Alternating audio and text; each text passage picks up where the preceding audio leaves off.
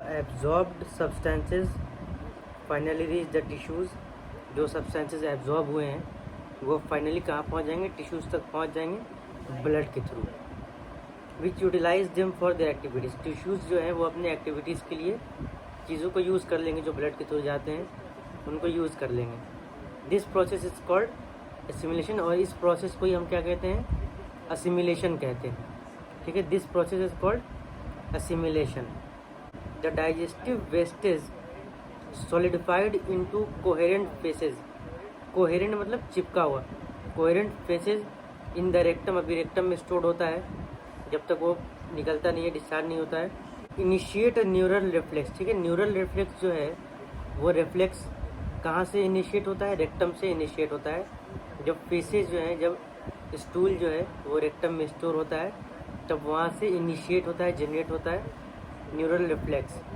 ठीक है, उसके बाद क्या होता है? कॉजिंग एन अर्ज और desire for its removal. The egestion of faeces to the outside through anal opening defecation is a voluntary process, और ये प्रोसेस जो है वॉलंटरी है and is carried out by a mass peristaltic movement. और कैसे होता है? मास पेरिस्टाल्सिस होती है, मतलब पूरे इंटेस्टाइन में बहुत मूवमेंट होती है, वेव वाली मूवमेंट होती है, उससे वो निकलता है बाहर। Now we will see disorders of digestive system जो कि एनसीईआरटी में दिए हुए हैं। The inflammation of the intestinal tract is most common element due to bacterial और वायरल इन्फेक्शन। ठीक है, डाइजेस्टिव ट्रैक्ट में या इंटेस्टाइनल ट्रैक्ट में जो सबसे ज़्यादा प्रॉब्लम होती है, इन्फ्लेमेशन होती है, ज़्यादातर सबसे ज़्यादा बैक्टीरिया या वायरस की वजह से होती है।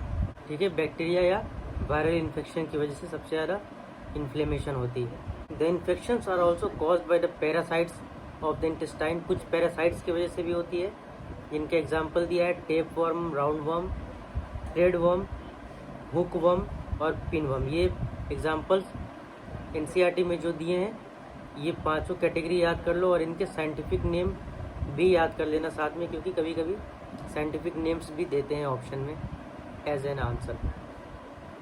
ठीक है, तो क्या क्या जो डिसऑर्डर्स दिए हुए हैं, एक डिसऑर्डर है जॉन्डिस। ठीक है, जॉन्डिस क्या होता है?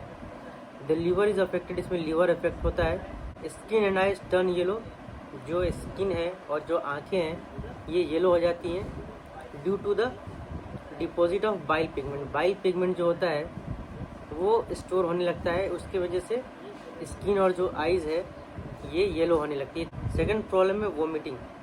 It is the ejection of stomach content through the mouth. ठीक है, जब खाना हमने खा लिया, खाना पेट में चला गया और वो वापस इजेक्ट हो जाए, इसको हम वोमिटिंग कहते हैं। दिस रिफ्लेक्स, और ये रिफ्लेक्स एक्शन होता है। ठीक है, this reflex action is controlled by vomit centre in the medulla, और ये वोमिट सेंटर से कंट्रोल होता है। वोमिट सेंटर कहाँ पर होता है? मेडुला में होता है। ठीक है, मेडुला में वोमिट सेंटर होता है, वहाँ से वोमिटिंग कंट्रोल होती है। और feeling of nausea precedes vomiting. ठीक है, जब वोमिटिंग उल्टी होने वाली होती है तो इंसान को थोड़ी एक अनईजी फीलिंग होती है, नोजिया होता है, थोड़ा मन खराब सा लगता है, तब उल्टी होती है। ये पहले होता है उल्टी से। इसके बाद दिया है डायरिया। ठीक है, the abnormal frequency of bowel movement and increased liquidity of the faecal discharge is known as diarrhoea. ठीक है, डायरिया का मतलब क्या है? Abnormal frequency of bowel movement. जो बॉवेल मूवमेंट होता है, पेरिस्टाल्सिस होती है, ये अगर अबनॉर्मल वे में होने लगे या बहुत ज़्यादा फ्रीक्वेंटली होने लगे, बहुत ज़्यादा मूवमेंट होने लगे, और साथ में increase liquidity of faecal discharge, जो फेसेस निकलते हैं, स्टूल निकलते हैं, उनकी लिक्विडिटी बढ़ जाती है, इसलिए बहुत ज़्यादा वाटर लॉस हो जाता है डायरिया में। It reduces the absorption of food, और इसकी वजह से फूड का एब्जॉर्प्शन जो है वो कम हो जाता है। उसके बाद नेक्स्ट है जो इसका अपोजिट है वो है constipation. In constipation the faeces are retained within the colon. इसमें जो कॉलन में स्टोर होता जाता है फेसेस, जो स्टूल है, टॉयलेट है, बहुत ज़्यादा टाइम तक स्टोर होता जाता है, निकलता ही नहीं है। ठीक है, as the bowel movement occurs irregularly. इसमें जो बॉवेल मूवमेंट है वो इरेगुलर है। ठीक है, डायरिया में अब नॉर्मल फ्रीक्वेंसी था, इसमें इरेगुलर है। इसके बाद नेक्स्ट है indigestion. In this condition the food is not properly digested leading to a feeling of fullness. Indigestion में क्या होता है कि जो फूड है वो प्रॉपरली डाइजेस्ट नहीं होता है, ब्रेक डाउन नहीं होता है, एब्जॉर्ब नहीं होता है, जिसकी वजह से लगता है कि पेट हमेशा भरा हुआ है। The causes of indigestion are inadequate enzyme secretion. ठीक है। इंडाइजेशन के कॉजेज़ क्या क्या हो सकते हैं? एंजाइम का कम सिक्रीट होना, या एंजाइटी, या फूड पॉइजनिंग भी हो सकता है, या ओवर ईटिंग हो सकता है, या फिर स्पाइसी फूड भी हो सकता है। The next thing is PEM, ठीक है, protein energy malnutrition. Dietary deficiencies of protein and total food calorie are widespread in many underdeveloped countries of South and South East Asia, South America and West and central Africa, ठीक है, waste and central Africa. तो जो dietary deficiency होती है protein की या total food calorie की, ये अंडर डेवलप्ड कंट्रीज़ में बहुत ज़्यादा होती है, जैसे कि साउथ एशिया हो गया, या साउथ ईस्ट एशिया हो गया, या फिर साउथ अमेरिका हो गया, या फिर west and central Africa. Protein energy malnutrition में effect large section of the population, ये बहुत ज़्यादा पॉपुलेशन को अफेक्ट कर सकता है, एक साथ बहुत ज़्यादा मास लेवल पर हो सकता है लोगों को। ड्यूरिंग ड्राउट, जब सूखा पड़ जाता है, फैमिन हो जाता है, या फिर अगर कभी पॉलिटिकल टर्मोइल हो, कुछ पॉलिटिकल इशू हो जिसकी वजह से झगड़ा लड़ाई विवाद चल रहा हो। This happened in Bangladesh during the liberation war and Ethiopia during the severe drought in mid 80s, ठीक है। ये दो एग्जाम्पल दिए हैं कि कब कब हुआ है।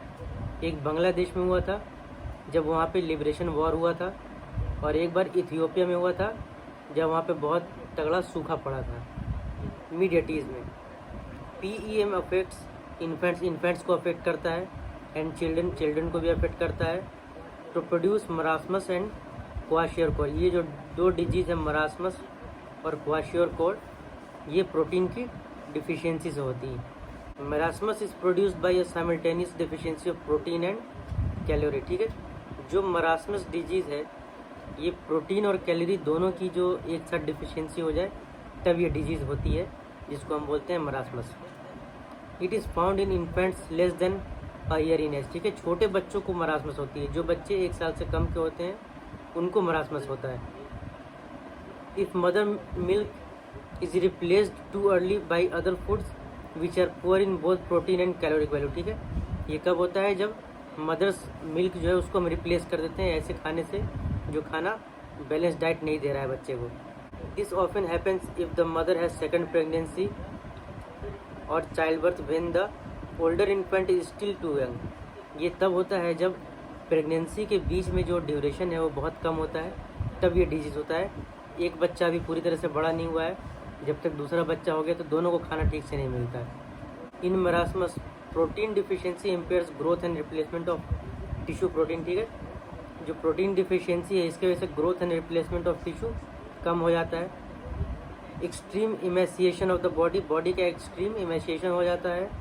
And thinning of limbs results, और जो लिम्स हैं ये हाथ पैर हैं ये बहुत पतले हो जाते हैं। The skin becomes dry, skin dry हो जाती है। थिन एंड रिंकल्ड, पतली हो जाती है और रिंकल्ड हो जाती है, उस पर शिकन आ जाते हैं। Growth rate and body weight declines considerably, ठीक है। जो ग्रोथ रेट है वो बहुत कम होता है ऐसे बच्चों का, और जो बॉडी वेट है वो भी कम हो जाता है ऐसे बच्चों का। Even growth and development of brain and mental faculties are impaired. जो ब्रेन का डेवलपमेंट है वो भी कम होता है इस डिजीज़ में। अब क्वाशियोरकोर है, क्वाशियोरकोर भी ऐसी ही डिजीज़ है। Kwashiorkor is produced by protein deficiency, ये भी प्रोटीन डिफिशियंसी से होती है। अनअकम्पनीड बाय कैलोरी डिफिशियंसी, ठीक है। इसमें क्वाशियोरकोर में कैलोरी की डिफिशियंसी नहीं होती है, मरासमस में प्रोटीन और कैलोरी दोनों की डिफिशियंसी होती है। क्वाशियोरकोर में सिर्फ प्रोटीन की डिफिशियंसी होती है, कैलोरी की डिफिशियंसी नहीं होती है। It results from the replacement of mother milk bye a high calorie low protein diet, ठीक है। ये तब होता है जब मदर्स मिल्क को हम ऐसी डाइट से रिप्लेस करते हैं, मदर मिल्क हटा देते हैं और ऐसा डाइट देते हैं जिसमें कैलोरी ज़्यादा है और प्रोटीन कम है, ठीक है। तो कैलोरी की प्रॉब्लम तो इसमें नहीं होती है, लेकिन प्रोटीन की कमी हो जाती है। More than 1 year in age, और ये 1 साल से ज़्यादा के बच्चों को अफेक्ट करता है। ये डिजीज़ 1 साल से ज़्यादा के बच्चों को होती है। Like marasmus, kwashiorkor shows wasting of muscle. कुछ चीज़ें मरासमस में और क्वाशियोरकोर में कॉमन है, वो इसमें बताया है कि मरासमस की तरह क्वाशियोरकोर में भी वेस्टिंग ऑफ मसल होता है, मतलब मसल जो है वो बहुत कमज़ोर हो जाते हैं, ख़राब हो जाते हैं। थिनिंग ऑफ लिम्स, जो लिम्स हैं हाथ पैर हैं बहुत पतले हो जाते हैं। Failure of growth and brain development, growth कम हो जाती है और ब्रेन का डेवलपमेंट भी कम होता है। But unlike marasmus, some fat is still left under the skin, लेकिन इसमें स्किन के अंदर कुछ फैट होता है, क्योंकि जो डाइट थी वो हाई कैलोरी थी, इसमें सिर्फ प्रोटीन की डिफिशियंसी है, कैलोरी कम नहीं है, तो उसकी वजह से कुछ फैट जो है वो स्टोर्ड होता है स्किन के नीचे। More over extensive oedema and swelling of body parts are seen. और क्वाशियोर में एक चीज़ और अलग है जो एग्ज़ाम में पूछी जा सकती है, इसमें एक्सटेंसिव एडिमा होता है। एडिमा का मतलब है पानी का भर जाना, ठीक है, स्वेलिंग ऑफ बॉडी पार्ट, और इसकी वजह से बॉडी पार्ट्स जो हैं वो स्वेल कर जाते हैं, थोड़े फूले फूले लगते हैं। एडिमा में क्या होता है कि इंटर सेलुलर स्पेस में या इंट्रा सेलुलर स्पेसेस में पानी भर जाता है। ठीक है, यहाँ पे चैप्टर ख़त्म हो गया है।